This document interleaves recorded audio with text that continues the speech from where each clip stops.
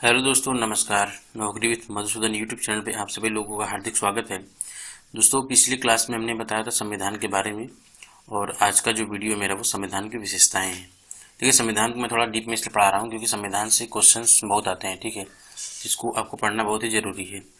तो उस दिन मैंने बताया था, मतलब पिछले क्लास में, कि संविधान क्या होता है, संविधान के बारे में क्या होता है, संविधान कैसे बनाया गया था, कितने खर्च आए हुए थे, किन सदस्य थे, ये सब बताया था। और आज बताऊंगा कि संविधान की विशेषताएं क्या है। ठीक है, तो चलिए शुरू करते हैं। देखिए, सबसे पहला, मतलब इसमें कई पॉइंट हैं, तो इसमें पहला पॉइंट है कि सबसे लंबा लिखित संविधान। ठीक है, सबसे लंबा क्या है? लिखित संविधान है। थोड़ा इसको पढ़ लेते हैं डिटेल में। तो देखिए, हमारा जो संविधान है, ठीक है, ये क्या है? पहले लिखित है। देखिए, संविधान दो प्रकार का होता है। ठीक है, पहला होता है क्या? लिखित। और दूसरा क्या होता है? मौखिक, या फिर इसको बोल सकते हैं अलिखित। अलिखित, अलिखित बोलेंगे तो ज़्यादा अच्छा होगा। अलिखित। तो संविधान दो प्रकार के होते हैं। ठीक है, होता है लिखित और एक होता है अलिखित। तो जो हमारा संविधान है वो क्या है? लिखित है। ठीक है, ये भारत का संविधान है। और जो आपका जैसे कि अलिखित है, ये जैसे ब्रिटेन, ब्रिटेन में क्या है? अलिखित संविधान चलता है, ब्रिटेन। और लिखित में भारत हो गया। इसके अलावा अमेरिका भी है आपका। बहुत से देश हैं जिनके संविधान जो है लिखित रूप से हैं। ठीक, तो अलिखित ये हो गया। इसके अलावा जैसे कि हमारा लिखित जो है, लिखित तो है ही, लेकिन विश्व का क्या है? सबसे बड़ा लिखित है। ठीक है, सबसे बड़ा लिखित हमारा जो संविधान है, भारत का संविधान है, वो सब विश्व का सबसे बड़ा लिखित संविधान है। इसमें मतलब जब 1949 में इसको पारित किया गया था, तो उसमें क्या कहते हैं? उस समय इसमें 395 अनुच्छेद। ठीक है, 395 अनुच्छेद, यानी इसको बोलेंगे आर्टिकल्स, और 8 अनुसूची।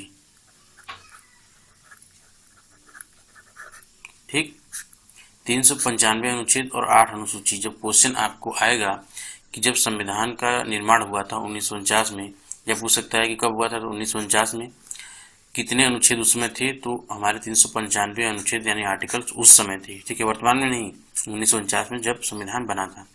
और कितनी अनुसूचियां थी? तो 8 अनुसूची थी। और कितने भागों में यह विभक्त था? जो ये अनुसूची है, कितने भाग में विभक्त था? तो यह 22 भागों में बटा हुआ था। ठीक है, 22 पार्ट में ये हो गया। तो अब इतना तो हो गया, लेकिन ये भी हम जान लेते हैं कि वर्तमान में मतलब कि क्या है। जैसे ये तो उस समय का था, कितने अनुच्छेद थे और कितनी अनुसूचियां हैं, तो वर्तमान में कितने हैं, मतलब अब से उस समय से लेकर अब तक क्या हुए। तो देखो, वर्तमान यानी 2019 तक की मैं बात कर रहा हूँ, 2019 तक। वर्तमान में क्या है? 470 अनुच्छेद हो गए हैं, 470 अनुच्छेद। ठीक, और 12 अनुसूची। और ये कितने भागों में हो गया है अनुच्छेद? ये पहले 22 था यहाँ पर। ठीक, अब कितने में हो गया है? 25 भाग में। 25 भागों में विभक्त हो गया है। ठीक है, चलिए ठीक है। इसमें मतलब कि जो सन 1991, मतलब 51, सॉरी, उन जो ये 1949 था, तो हमारा लागू कब हुआ था? ये पूर्ण रूप से 26 जनवरी 1950 को, आप सभी लोग जानते हैं। तो 1951 के बाद से इसमें बहुत सारे मतलब कि बदलाव हुए। 1951 के बाद से तो करीब मतलब कि 20 जो अनुच्छेद थे वह भाग 4 को हटा दिया गया इसमें।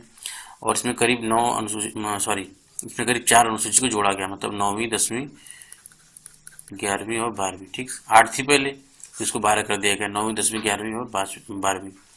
और आपको पता होना चाहिए कि किसी भी देश के संविधान में इतनी अनुसूची और इतने अनुच्छेद नहीं है।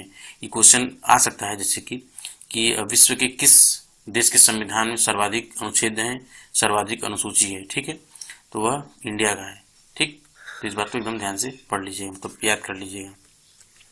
अच्छा, तो कुछ क्वेश्चंस मतलब आते हैं, हालांकि इतना डीप में नहीं जाना चाहिए, फिर मैं बता देता हूँ कि मतलब ऐसा होता क्यों है, क्यों बदलाव होते हैं। उसके कई कारण हैं, मतलब कि अनुच्छेद बढ़ने के, और आपके जो आर्टिकल्स हैं, और इसके अलावा आपके अनुसूची है, इसके बढ़ने के कारण क्या हैं। तो जैसे भौगोलिक कारण, भारत का विस्तार हो गया। जैसे भारत का क्या भौगोलिक कारण?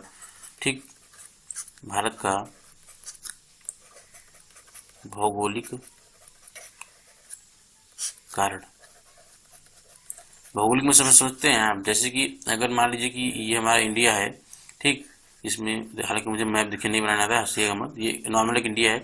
तो पहले क्या थे कि राज्य जो है कि 22 से 24 हुआ करते थे, वर्तमान में कितने 28 राज्य हैं, ठीक। तो जो भौगोलिक भाग थे, कई राज्य विभाजन हुआ, तो राज्य के जो विभाजन हुए उनको लेकर के कई सारे नए नए संविधान में चीजें जोड़ी गई, ठीक। तो ऐसी चीजों को लेकर के भी संविधान जो है बढ़ा, ठीक है, उसका नंबर्स जो है कि अनुच्छेद के बढ़े। इसके अलावा जैसे कि ऐतिहासिक रूप भी रहे हैं इसके, ठीक, जैसे कि जो आपका पिछला जो इतिहास हम देखें उठा करके, तो हमारे यहाँ क्या था, राजा रजवाड़ों का सिस्टम था। तो उनको जो चीज़ें, ऐसी चीज़ जो संविधान में नहीं लिखी गई थी, तो बाद में उनमें बहुत सारे बदलाव करके अधिकारों को हमको दिए गए, कुछ अधिकारों को हमसे छीन लिए गए। मतलब कि एक तरह से इसको विस्तृत बनने का जो कारण रहा है, संविधान को इतना बड़ा बनाने का कारण रहा है, उसके पीछे हमारा इतिहास भी देन रहा है।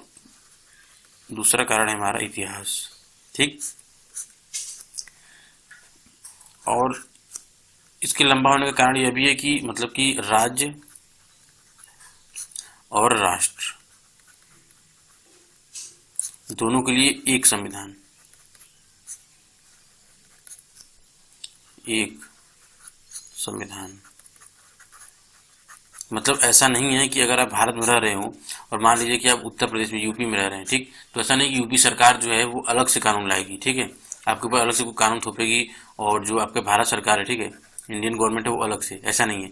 जो इंडियन गवर्नमेंट का कॉन्स्टिट्यूशन, उसी के अकॉर्डिंग उत्तर प्रदेश को चलना होगा, ठीक है, और उत्तर प्रदेश चलेगा यानी हम सब उसी अकॉर्डिंग चलेंगे। इस ऐसा नहीं है कि यूपी सरकार को अलग से कानून आपके लिए बना दे, ठीक, ऐसा कुछ नहीं होगा। आपको जो कानून मतलब संविधान बनाए गए हैं उसी नियमानुसार आपको चलना है। एक ही मतलब संविधान से देश और राष्ट्र दोनों चलता है, मतलब कि देश और प्रदेश सब चलते हैं, ठीक है। चलिए, ये तो हो गया आपका कि संविधान की मतलब सबसे लंबा जो है लिखित संविधान था। इसके अलावा हम जानेंगे कि अगला पॉइंट हमारा क्या है। तो अगला है विभिन्न स्रोतों से विहित। विभिन्न स्रोतों से सहित का मतलब ये है, जैसे कि ये हमारा दूसरा पॉइंट है, विभिन्न स्रोतों से सहित। तो इसको समझते हैं। तो देखिए, इसका मतलब यह है कि जो हमारे देश का संविधान है, ठीक है, दूसरा है विभिन्न स्रोतों से सहित। तो जो हमारे देश का संविधान है वो अलग अलग देशों से लिया गया है, ठीक है, अलग अलग देशों से लिया गया है। अलग अलग देशों से मतलब समझिएगा कि मतलब एक बार बी आर अम्बेडकर ने क्या कहा था, यानी भीमराव अम्बेडकर ने कहा था कि जो हमारे देश का संविधान है उसके सभी देशों के संविधान को छानने के बाद, ठीक है, बात को समझिएगा, छानने के बाद लिखा गया है।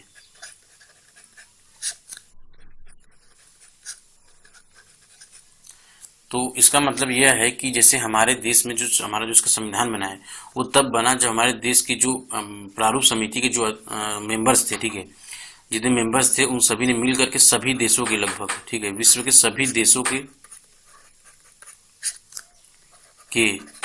संविधान को पढ़ा, ठीक है,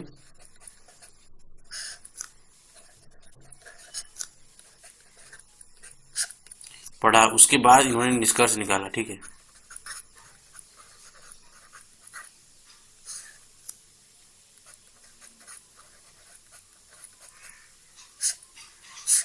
तब जाकर हमारा संविधान क्या हुआ, तैयार हुआ।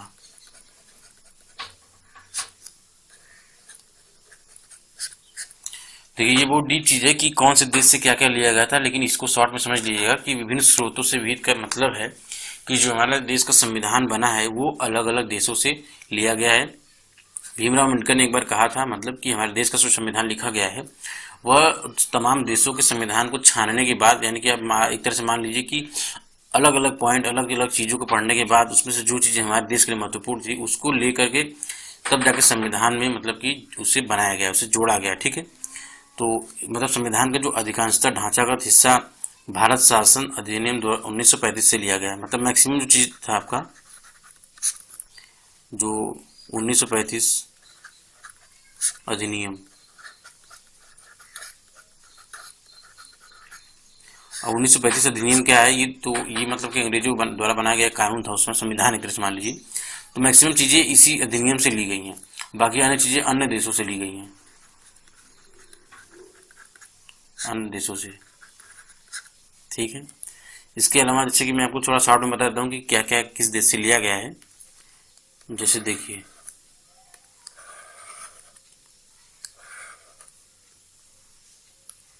संविधान का दार्शनिक भाग यानी कि मौलिक अधिकार, ठीक है,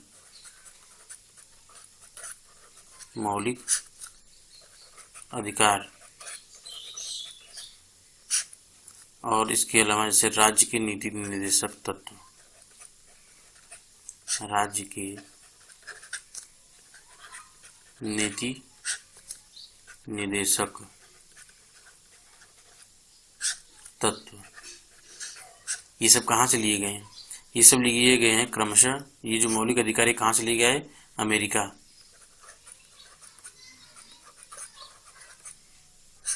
और ये जो राज्य के नीति निर्देशक तत्व हैं ये कहाँ से लिए गए हैं? आयरलैंड।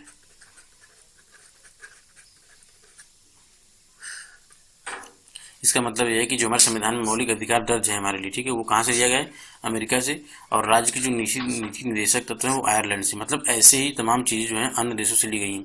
जैसे भारतीय संविधान के राजनीतिक भाग यानी कि कैबिनेट का सिद्धांत और कार्यपालिका और विधायिका के संबंध का अधिकतम हिस्सा जो है कहाँ से लिया गया है? ब्रिटेन से लिया गया है, ठीक है। कार्यपालिका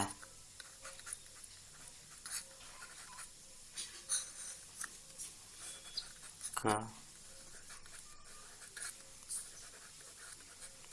अधिकतर हिस्सा कहाँ से लिया गया है? ब्रिटेन से, ठीक है। चलिए, ये हो गया। तीसरा है नम्यता एवं अनम्यता का समन्वय, ठीक है। तो ये क्या है, इसके बारे में भी पढ़ लेते हैं थोड़ा सा। तो देखिए, एक सेकेंड,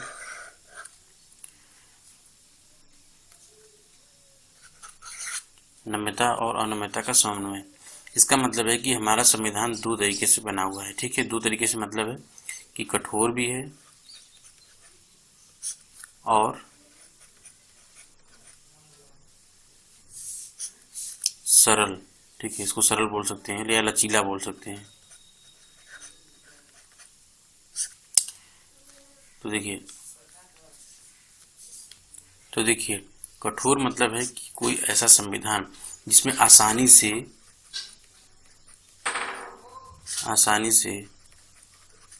संशोधन न हो, संशोधन न हो, जैसे कि अमेरिका का।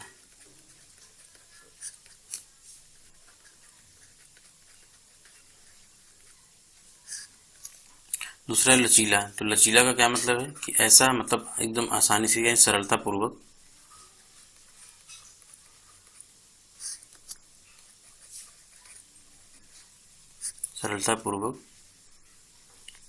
संशोधन हो जाए,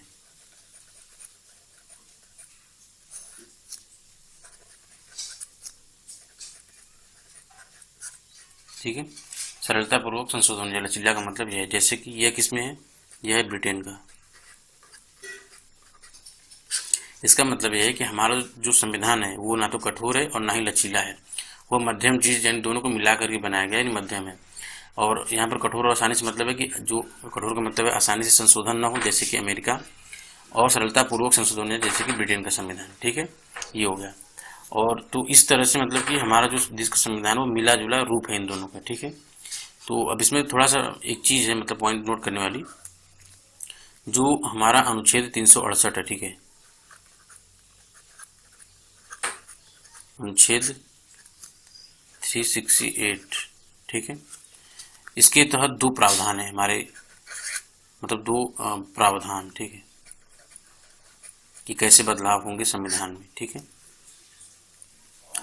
तो इसमें पहला जो है उसमें है कि कुछ उपबंधों के को संसद में विशेष बहुमत से संशोधित किया जा सकता है। उदाहरण के लिए जैसे दोनों सदन में उपस्थित और मतदान में भाग लेने वाले सदस्यों का 2/3, ठीक है, 2/3 बहुमत, 2/3 बहुमत, और प्रत्येक सदन में कुल सदस्यों का, जैसे कि, और प्रत्येक सदन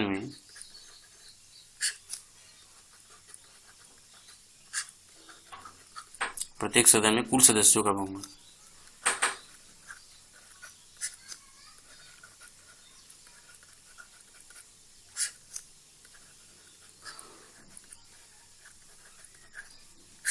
ठीक है। इसका मतलब है जैसे कि जो दोनों सदन है, ठीक है, दोनों सदन ऊपरा और निचला में उपस्थित और मतदान में भाग लेने वाले सदस्यों का 2/3 बहुमत और प्रत्येक सदन में यानी दोनों सदन में कुल सदस्यों का बहुमत होने पर किसी भी मतलब संविधान को थोड़ा मतलब बदलाव किया जा सकता है। ठीक है, ये पहला पॉइंट हो गया। दो प्रावधान थे, एक पहला प्रावधान हो गया। इसके अलावा दूसरा जो हो गया इसमें यह है कि मतलब कि जो संसद को विशेष बहुमत और कुल राज्यों के आधे से अधिक, ठीक है, मतलब इसमें विशेष बहुमत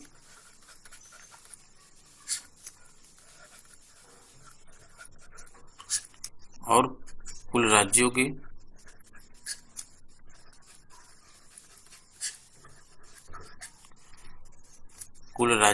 आधे से अधिक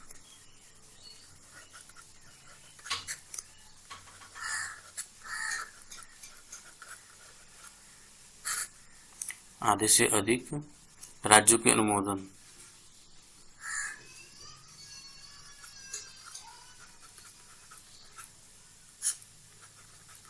से ही संशोधित किया जा सकता है। देखिए, आप सोचेंगे हो सकता है कि आपको बोरियत महसूस हो, लेकिन बहुत ही इंपॉर्टेंट चीज़ बता रहा हूँ मैं, और ये बहुत ही लंबी शब्द कुछ है, लेकिन मैं आपको शॉर्ट में बता रहा हूँ। तो अनुच्छेद 368 के तहत दो प्रावधान दिए गए हैं। तो मतलब कि संविधान में मतलब कि बदलाव कैसे होगा। तो पहला जो है उसका मतलब है कि दोनों सदनों में 2/3 जो कुल सदस्य प्रेजेंट होंगे उनके 2/3 बहुमत और प्रत्येक सदन में कुल सदस्यों का बहुमत, मतलब ठीक है, कुल सदस्यों का बहुमत प्राप्त हो, तब तो उसमें बदलाव किया जा सकता है संविधान में। इसके अलावा दूसरा है कि विशेष बहुमत प्लस कुल राज्यों के आधे से अधिक अनुमोदन से ही संशोधित किया जा सकता है। मतलब कि विशेष बहुमत तो आपका जो आएगा सदन में वो तो आएगा ही, इसके अलावा जो सभी राज्य होते हैं उनके विधानसभा में आपका जो भी चीजें पास होंगी, जैसे कि आपका जीएसटी था, ठीक है, इसको जो है कि सभी राज्यों में पास किया गया, ठीक है, जो विशेष बहुमत से पास किया, क्योंकि इसको मतलब संविधान में जोड़ा गया जीएसटी को। तो पहले तो विशेष बहुमत से पास हुआ सदन में, उसके अलावा सभी राज्यों में मतलब कि आधे से अधिक मतलब कुल राज्यों के आधे से अधिक अनुमोदन से ही संशोधित किया जा सकता है। तो जीएसटी को कब लागू किया गया, जब राज्यों में क्या पास हुए, आधे से अधिक राज्यों में आपका जो है कि इसको पास किया गया, ठीक है, जब इसको पास किया गया तब जाकर के आपका इसको लागू किया गया। मतलब ये नहीं है कि केवल आप ऊपर और निचली सदन में इसको बहुमत से पास कर दिए तो ये लागू हो जाएगा, नहीं, क्योंकि विशेष कानून था।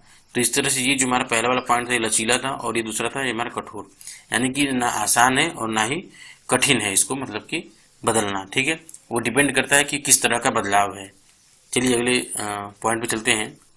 देखिए चौथा हमारा है एकात्मकता की ओर झुकाव के साथ संघीय व्यवस्था, ठीक है, एकात्मकता मतलब इसको समझिएगा, एकात्मकता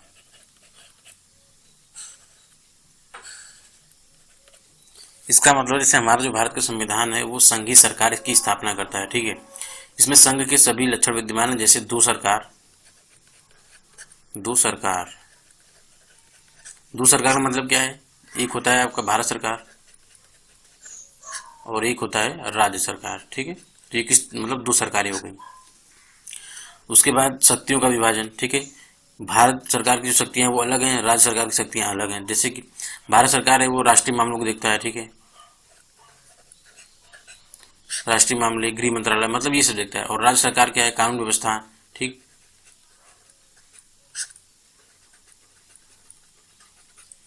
ये सब होता है, पुलिस वगैरह जो होते हैं इनके अंडर में आते हैं, ठीक, इसके अंदर रेलवे आता है आपका, मतलब बहुत सी चीजें जिनके शक्ति का पृथककरण किया गया है, ठीक है, अलग अलग चीजों में।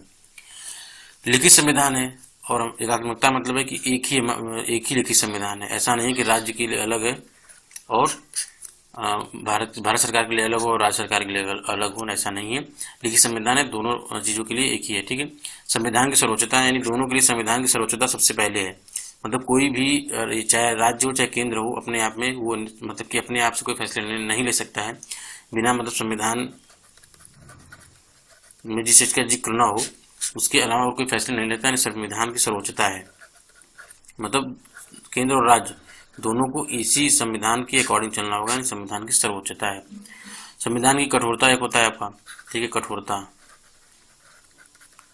मतलब जो भी कठोरताएं हैं, जो भी नियम बनाए गए हैं संविधान में उसी का पालन दोनों चीजों को, दोनों यानी केंद्र और राज्य दोनों को करना होगा।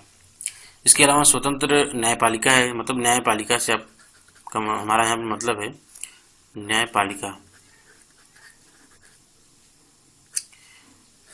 ये क्या है? स्वतंत्र है।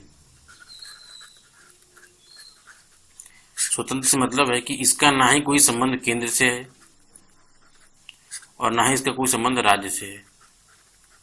ठीक, इन दोनों मतलब इस न्यायपालिका का संबंध केंद्र और राज्य से किसी से मतलब नहीं, स्वतंत्र है। हमारी न्यायपालिका जो है स्वतंत्र है।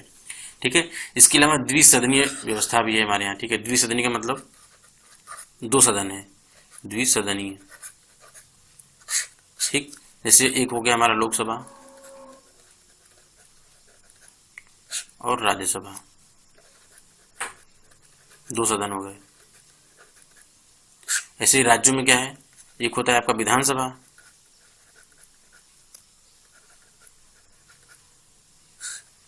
प्लस एक होता है विधान परिषद।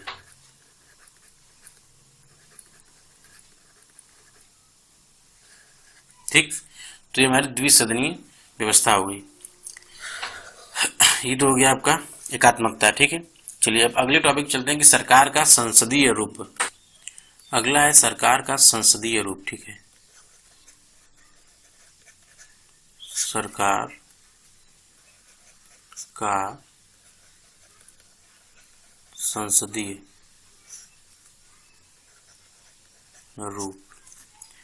देखिए मैं ज़्यादा बताऊंगा तो वीडियो बहुत ही लंबा हो जाएगा, तो ज़्यादा मतलब डीप में नहीं जाऊंगा, मैं आपको ऊपर ऊपर मोटा मोटा बता दूंगा।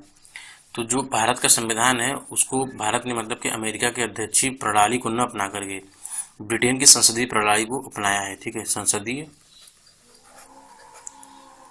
प्रणाली ये कहाँ से ली गई है? ब्रिटेन। ठीक है, ब्रिटेन की है, ब्रिटेन की संसदीय प्रणाली। क्वेश्चन आता है कि जो हमारे भारत की संसदीय प्रणाली है वह किस देश से ली गई है, तो वो आपका ब्रिटेन से। क्वेश्चन ये भी आता है कि अध्यक्षीय प्रणाली मतलब कहाँ जाती है, तो उसमें अमेरिका का, ठीक है, अध्यक्षीय मतलब कि वहाँ के जो राष्ट्रपति हैं वही सब कुछ है, अध्यक्षीय। ठीक है, ये किस में है? अमेरिका। तो हमारे देश के इसको न अपना करके इसको अपनाया संसदीय प्रणाली को। तो संसदीय प्रणाली में होता क्या है कि संविधान केवल केंद्र में ही नहीं बल्कि राज्य में भी संसदीय प्रणाली की स्थापना करता है। भारत में संसदीय प्रणाली की विशेषताएं मतलब कि बहुत सारी हैं, जिसमें मैं आपको कुछ बता देता हूँ। जैसे देखिए भारत का जो संसदीय प्रणाली उसमें जैसे कि वास्तविक व नाम मात्र के कार्यपालकों को उपस्थिति। ठीक है, यानी कि जो सदन में सदस्य चुने गए हैं उन्हीं की उपस्थिति होगी। ठीक है, इसके अलावा और कोई नहीं उपस्थित हो सकता वहाँ पर, किसी और के किसी मत का कोई मतलब नहीं है। दूसरा है बहुमत वाले दल की सत्ता। ठीक है, संसदीय प्रणाली में बहुमत वाले दल की सत्ता। ठीक है, बहुमत वाले, जिसको बहुमत मिलेगा उसी की सरकार होगी। तीसरा है विधायिका के समक्ष कार्यपालिका की संयुक्त जवाबदेही। ठीक है, यानी जो हमारी कानून बनाए गए उसके समक्ष जो कार्यपालिका है हमारी काम कर रही है, ठीक है, यानी संसद हो गया, उसकी जवाबदेही बनती है। ठीक है, वो क्या काम कर रही है इसकी जवाबदेही बनती है संसदीय प्रणाली में। इसके अलावा विधायिका में मंत्रियों की सदस्यता मतलब ये कि जो हमारे मंत्रिमंडल होते हैं उनकी सदस्यता होती है, यह केवल संसदीय प्रणाली में ही है। ठीक है, संसदीय प्रणाली में क्या है? मंत्रियों की सदस्यता। जो मंत्री बनते हैं हमारे वो अध्यक्ष में नहीं होता है, मतलब जो अमेरिका में उसमें नहीं होता है, हमारे यहाँ मंत्रियों की सदस्यता होती है। ठीक है, उसके अलावा प्रधानमंत्री या मुख्यमंत्री का नेतृत्व, जैसे अन्य अध्यक्षीय जगह पर क्या होता है? राष्ट्रपति का होता है। ठीक, लेकिन हमारे यहाँ ऐसा नहीं होता। हमारे यहाँ क्या होता है? हमारे यहाँ होता है प्रधानमंत्री, पीएम और सीएम। ठीक, उसके बाद है निचले सदन का विघटन, मतलब ये है कि जैसे लोकसभा का चाहे जब राष्ट्रपति चाहे तो विघटन कर सकता है। ठीक है, यानी एक तरह से मोटी मोटा बोल सकते हैं इमरजेंसी ला सकता है या फिर सरकार को बर्खास्त कर भी सकता है। ठीक है, ये होता है आपका सरकार का संसदीय रूप। तो ये तो आपका कंप्लीट हो गया। अब छठे में चलते हैं कि संसदीय प्रभुता एवं न्यायिक सर्वोच्चता में समन्वय। तो इसमें इसका मतलब यह है कि जैसे कि आपका जो न्यायपालिका है, ठीक है, न्यायपालिका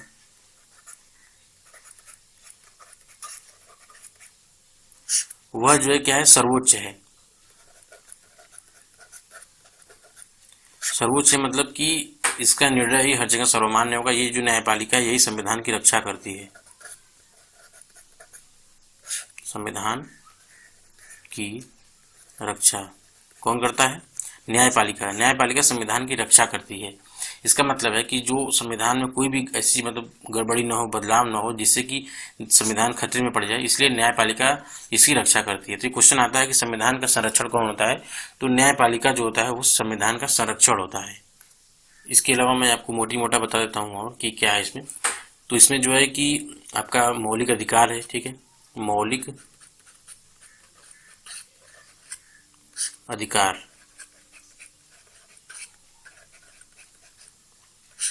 यानी कि संविधान में हमारे मौलिक अधिकारों को दर्ज किया गया है, ठीक है। उसके अलावा आपका क्या है? राज्य के नीति निर्देशक तत्व, राज्य के नीति निर्देशक तत्व, ठीक। इसके अलावा और क्या है? मौलिक कर्तव्य है हमारे। अच्छा देखिए, मौलिक कर्तव्य और मौलिक अधिकार में बहुत अंतर है, ठीक है। मौलिक कर्तव्य, ठीक। तो जो मौलिक अधिकार होते हैं ये हमको 6 दिए गए हैं, ठीक है। मोटी मोटा समझ लीजिए कि समानता का अधिकार, स्वतंत्रता का अधिकार, शोषण के विरुद्ध अधिकार, धार्मिक स्वतंत्रता का अधिकार, सांस्कृतिक व शिक्षा का अधिकार, संवैधानिक उपचारों का अधिकार। और जो मौलिक कर्तव्य होते हैं इसमें हमारे कर्तव्य बनाए कि भारत यानी हमारे राष्ट्र के प्रति क्या क्या कर्तव्य होते हैं, क्या कर्तव्य होते हैं, ठीक है। जो हमारा मौलिक कर्तव्य है, जैसे कि हमें झंडे का सम्मान करना चाहिए, ठीक, हमें राष्ट्रगान का अपमान नहीं करना चाहिए, ये सब चीज़ें जो हमारे हैं क्या है? मौलिक कर्तव्य हैं, ठीक है। चलिए आगे चलते हैं थोड़ा। तो उसके बाद अगला है धर्मनिरपेक्ष राज्य, ठीक है, धर्म निरपेक्ष। धर्मनिरपेक्ष का मतलब है कि यह संविधान में दर्ज मतलब शब्द है, ठीक है। इसको 42 में देखो, इसको याद कर लेना कि 42 में 42 अमेंडमेंट जो बिल आया था, 42 में संविधान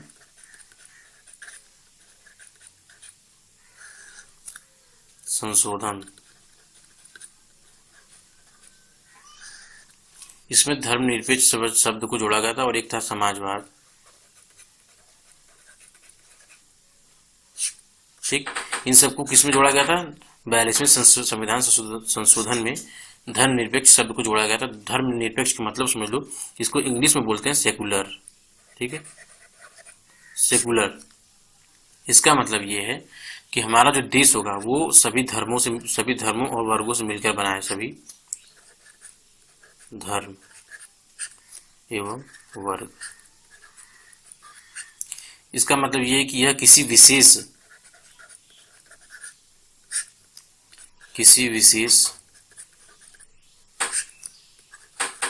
धर्म का नहीं है। इसका मतलब ये है कि जैसे आप लोगों ने, मैंने तो देखा है, आपने पता नहीं देखा होगा नहीं, जानते होंगे कि जो कट्टर हिंदूवादी होते हैं, देखिए यहाँ पर कोई भी मतलब कि धार्मिक भावना नहीं वो करना चाह रहा हूँ, मतलब जो कट्टर हिंदू होते हैं वो चाहते हैं कि जो हमारा देश है भारत, ठीक है, इसको क्या कर दिया जाए? हिंदू राष्ट्र बना दिया जाए, ठीक है, हिंदू राष्ट्र बना दिया जाए, यानी घोषित कर दिया जाए। लेकिन उनको पता होना चाहिए कि कोई भी सरकार हो, चाहे ठीक है कितनी बहुमत में क्यों ना हो, राज्यसभा में हो और लोकसभा में बहुमत में हो, हर जगह बहुमत में हो, कोई भी सरकार भारत को हिंदू राष्ट्र घोषित नहीं कर सकती कभी। क्यों? क्योंकि हमारे जो संविधान की प्रस्तावना है, ठीक है, प्रस्तावना में आपको अगले टॉपिक में बताऊंगा कि प्रस्तावना क्या होता है। जो आपका प्रस्तावना है, ठीक है, इसमें आपका दर्ज है कि हमारा देश क्या है? धर्मनिरपेक्ष देश होगा, धर्मनिरपेक्ष देश होगा, यानी कि सेकुलर। यहाँ सभी धर्मों के लोगों को रहने का अधिकार है। कोई भी एक धर्म, विशेष धर्म ये नहीं कर सकता कि मुझे हिंदू राष्ट्र बनाना है, मुझे मुस्लिम राष्ट्र बनाना है, मुझे फलाना राष्ट्र बनाना है। हमारा देश जो है वो धर्मनिरपेक्ष देश है और हमेशा रहेगा। कोई भी सरकार हो वो इसे बदल नहीं सकती, क्योंकि यह प्रस्तावना में दर्ज है और प्रस्तावना को बदला नहीं जा सकता है, ठीक है। इसमें एक विशेष चीज होता है जो मैं आपको अगली वीडियो में बताऊंगा प्रस्तावना के बारे में थोड़ा सा, कि कब इसमें बदलाव हुआ था और क्यों नहीं बदला जा सकता, ठीक है। तो मतलब कि प्रस्तावना बदल नहीं सकते। जब प्रस्तावना आप नहीं बदल सकते तो आप धर्मनिरपेक्ष शब्द को कैसे हटाएंगे प्रस्तावना से? और जब इसको नहीं हटाएंगे तो आप कहाँ से हिंदू राष्ट्र मुस्लिम राष्ट्र जोड़ेंगे? तो जब आप नहीं जोड़ेंगे तो कोई भी भारत की प्रस्तावना को मतलब कि ऐसा नहीं है कि बोल देगा कि हाँ हिंदू राष्ट्र हो जाएगा, नहीं। आप कितना भी कैंपेन चला लो, बोल लो, जो मन सो लिख लो, लेकिन हिंदू राष्ट्र या मुस्लिम राष्ट्र कभी भारत नहीं बन सकता, क्योंकि यह धर्मनिरपेक्ष राष्ट्र है। यह बात उन सभी से लोगों को समझना होगा जो इस मुद्दे को उठाते हैं, ठीक है। कोई भी सरकार प्रस्तावना को नहीं बदल सकती, ठीक। अगर बदलेगी तो उसके लिए न्यायपालिका बैठी हुई है जो कि इसकी रक्षा कर रही है, और वो तुरंत उसके फैसले को पलट देगी, ठीक है। तो ये हो गया आपका भारत का मतलब कि जो भारत है धर्मनिरपेक्ष राज्य है, सॉरी राष्ट्र है। तो आज की वीडियो में बस इतना ही, क्योंकि अगर और पढ़ाएंगे तो वीडियो लंबी पड़ जाएगी। तो और थोड़ी जो चीज़ें रह गई हैं संविधान की विशेषताओं में, मैं उसको अगले वीडियो में कवर करूँगा, ठीक है। तो उम्मीद है वीडियो आपको पसंद आई होगी। अगर कोई भी चीज़ें हैं जो आपको न समझ में आई हो, या कोई भी प्रश्न हो, या कुछ सजेशन देना चाहते हो, तो आप उसे कमेंट करके हमें बता दीजिएगा। उसको हम अगले वीडियो में सुधारने की कोशिश करेंगे, ठीक है। तो मिलेंगे नए ऊर्जा के साथ नए वीडियो में, तब तक के लिए धन्यवाद।